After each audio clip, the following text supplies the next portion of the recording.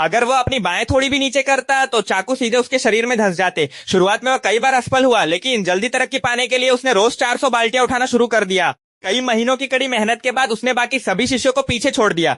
अब वह दोनों बाल्टियां ऐसे उठाकर चलता था जैसे वे हवा में तैर रही हो। इतना ही नहीं, उसके अंदर दूसरों की मदद करने की भी पर्याप्त ताकत बची रहती थी। लेकिन जब गुरु को यह बात पता चली तो उन्होंने उसे डांटते हुए कहा कि प्रशिक्षण के दौरान उसे दूसरों की मदद नहीं करनी चाहिए, क्योंकि ऐसा करने से वह खुद सीखने का अवसर खो देता है। उसे डर लगा, लेकिन उसने गुरु की सीख समझ ली। जब गुरु ने उसे अनुमति दी तो उसे अगले स्तर पर भेज दिया। इस बार प्रशिक्षण बिल्कुल अलग था।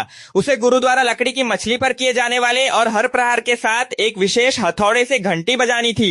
शुरुआत में उसे यह अभ्यास बेकार लगा, लेकिन जैसे ही उसने हथौड़ा उठाया उसे इसकी असली कठिनाई समझ आ गई।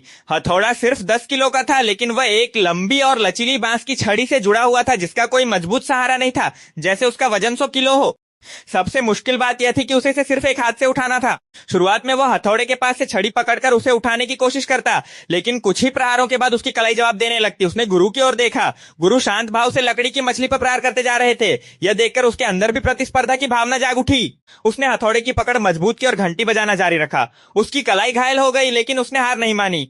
कई महीनों की मेहनत के बाद उसने छड़ी के निचले हिस्से से उसे पकड़कर तेजी और सटीकता से प्रहार करना सीख लिया। आखिरकार उसने परीक्षा पास कर ली और उसे शास्त्र भवन का पर्यवेक्षक बना दिया गया। इसके बाद अगला स्तर शुरू हुआ। उसे जलती हुई 2 बड़ी अगरबत्तियों के बीच खड़े रहना था और केवल उनकी हिलती हुई लौ पर अपनी नजर टिकाए रखनी थी। उसके सिर को बिल्कुल भी नहीं हिलना था। शुरुआत में उसे खुद पर पूरा भरोसा था। उसकी आंखें तेजी से नाचती हुई लपटों का पीछा कर रही थीं। लेकिन जब गुरु ने लपटों की गति बढ़ा दी तो उसका सिर अनजाने में हिल गया और वह जल गया।